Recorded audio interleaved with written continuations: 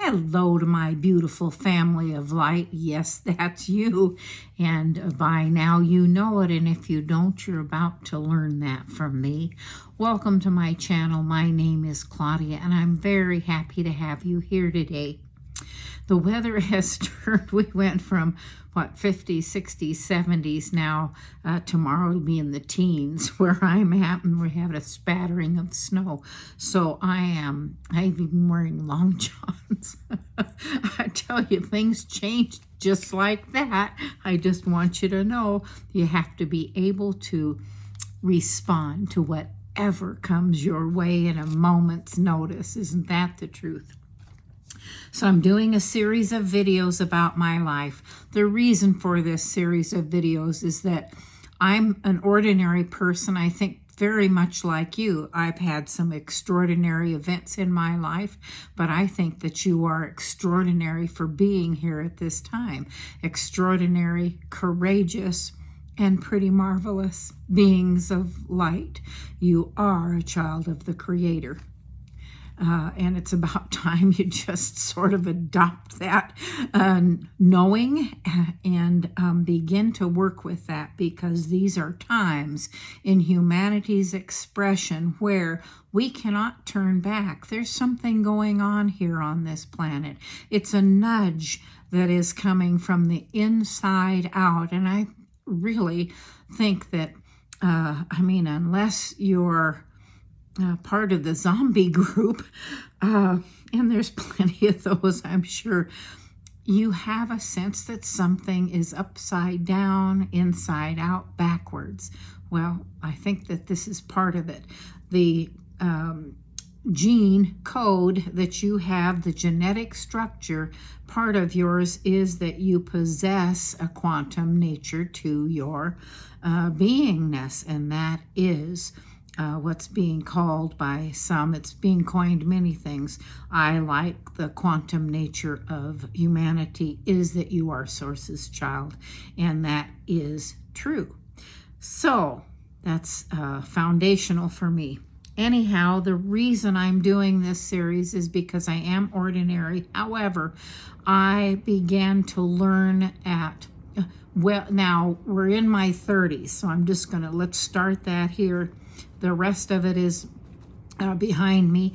It is the growing up with many abuses, very big, huge constraints, suppressed personality, and a laborer.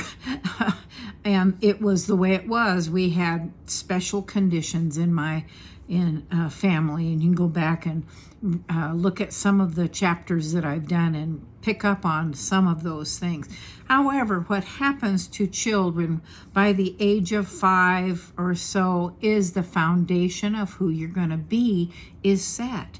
Now, some of the aspects to your nature are going to be there, but in my case, many things, the nature is there, but many things suppressed the individual, and just expressing who you are got me into trouble. So then it gets even worse. Now you're pushed down even further, and feelings buried alive never die. They will eke out, and the older I got, they begin to eke out in some unfortunate ways. And so anyhow, this is what we're moving into, in and through.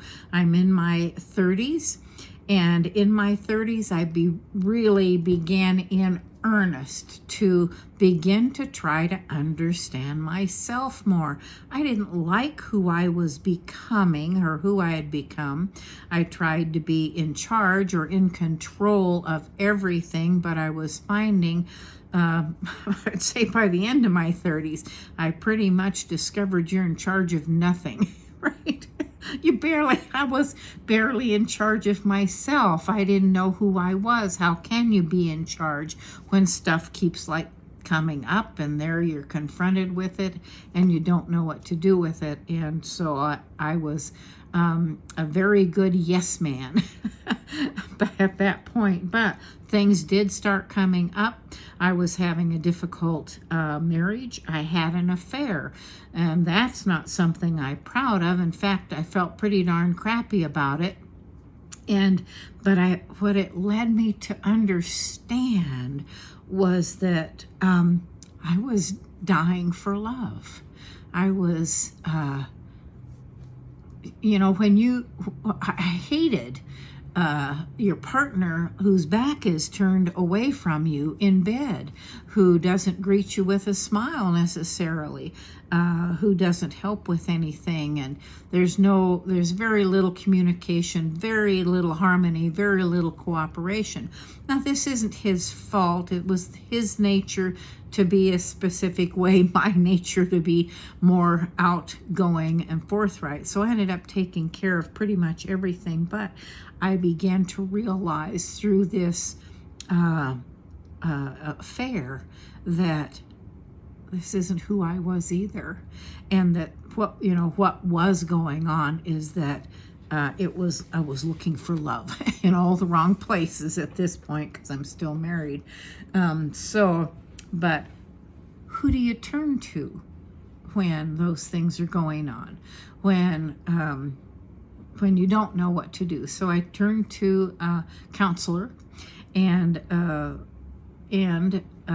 that that just went on and on with no resolution. Very few resolutions. She pinpointed some things about me that it was good for me to know, but I'm really the only one that could solve the mystery of me and make myself right. So the 30s really began. I had been exploring in the 20s and just kind of having a wild and free time. I mean, the bird had flown and was exercising those wings. And so in the 30s, I was along about this time. I certainly stopped that, but the relationship. But what do you do? So when you ask the question, remember, this is a free will planet. Nobody can intervene. You can have friends try to intervene, but they're not really going to answer the questions for you. They're really brainstorming, but everything somebody else does is based on their own experiences. And when you need to solve your life's mysteries, your life's problems, you have to turn somewhere else. Well, okay, so I was offered up church. That was ended up being a good thing for me. I've always liked church, liked the notion of God expressing through music and ritual and those kinds of things. That's the Catholic in me. But what it came down to was really a non-denominational expression of God that embraces and encompasses all of humanity, and that settled very nicely on this girl's heart. So I began asking questions, what do I do? Did counseling, did it for a long time while I was exploring other things. Church, I had a hypno session in which I was asked to create a safe place, and interestingly enough, that ended up being a grotto, beautiful grotto with a little waterfall. And when I got down there, Jesus and Mother Mary were waiting there along with several angels. Now, I don't need to tell you the other things that I found out in that session, but what I'm here to tell you is that I have utilized that safe place to take that inward journey, to ask my questions from the inside out instead of from outside, trying to get the answers that are only within me. So that was a good thing, and I didn't know what to expect from hypnosis. Listen, be curious. You will learn discernment this was one of the things that came from this adventurer. I'm definitely the adventure model.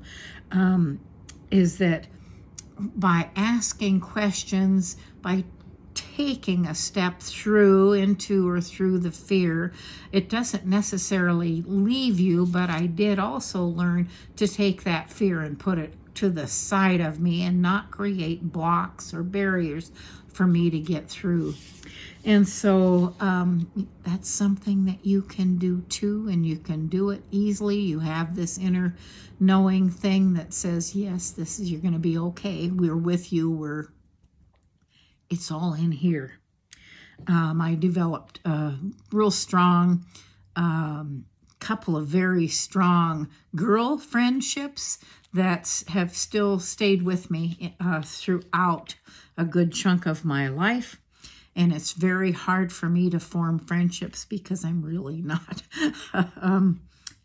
an outgoing person in that way. I don't like gossip. I love having coffee and sharing things like movies and recipes and testing things and going places. But to sit and chat about stuff that isn't very meaningful to me is very difficult. It's just the nature of who I am. Took on Tai Chi from a Chinese woman, and that was marvelous. Tai Chi is a great balancer. It brings harmony to you and your environment, harmony to you and the energies on this planet, and it helps you to be calm and in a meditative kind of a state. Meditation is something else I learned and developed during this time. Meditation is just you quieting the chatter.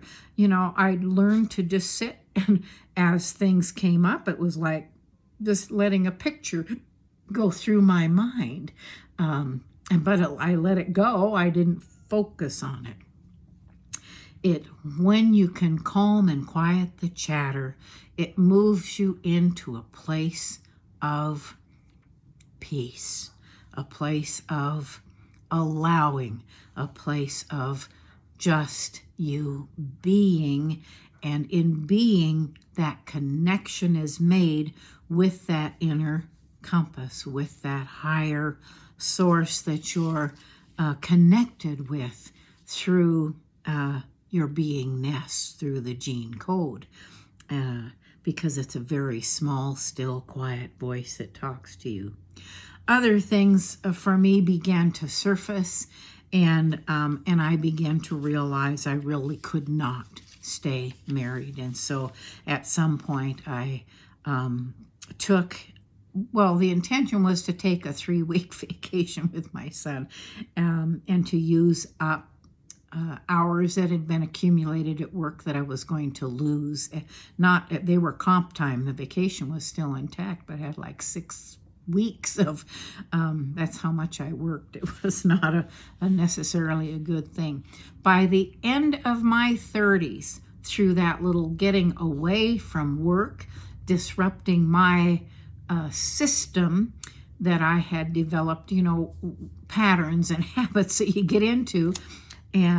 In fact, at one place, where was that? It was near Twin Falls, Idaho. And we had gone to a KOA there and put up the tent. And the next morning we had breakfast, and I started taking things down, and my son just looked at me. This was like the 4th or 5th day for us to be on the road. And he said, "Mom, would it be okay if we just stayed here for a couple of days?" I tell you, talk about patterns and habits. When you work your time, and I had a 2-hour, hour and a half to 2-hour commute each morning and evening. And so talk about a restricted amount of time to yourself in a day. It wasn't much. I just looked at him like, "Really? You don't want to keep going and seeing what's out there?" And he was like pleading. And I said, "No, this is great. Let's stay." And so we got to do things like craters of the moon and ice caves in the Twin Falls area and some of those kinds of fun things.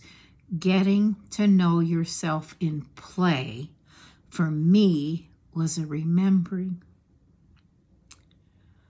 a part of who I am. You're adventuresome. Children play. It's how they express their creativity. And we had some of the best times. That 3 weeks, we never did end up doing near the things we wanted to do, and there was a breakdown on the car, and I ended up with something called Meniere's disease, in which you couldn't stand up or sit down. In fact, I was sitting on a chair one time at work when we got back, and next minute I was on the floor. That it's a disruption of your equilibrium. If those words don't talk to you, I don't know what does.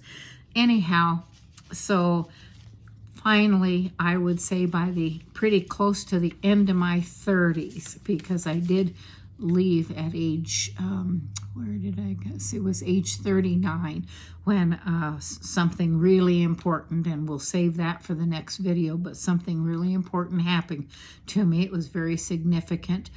But by age 37, I had gotten a divorce and freed up. My life moved away from the inner conflicts that I was having, being aware that I would rather be alone than in conflict. And it's one of the ways in which I really came to know myself, was in being alone for the next 10 years. Okay, so I'm going to end here. I hope there's been something in this that you can relate to, or that would remind you about some aspect of your own life that you've gone through, and ways in which you've pulled yourself out of it or come to a discovery.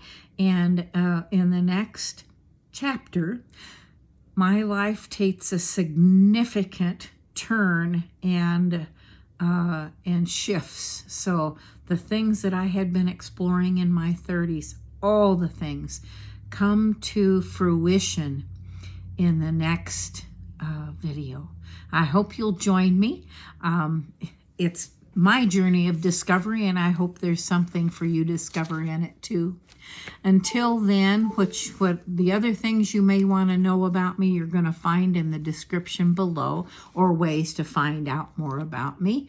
And I love it if you would like and subscribe. Those are the things that affect this channel, that move it forward so that others are given more access to information about their own soul's journey. And so I appreciate that, and share with your friends.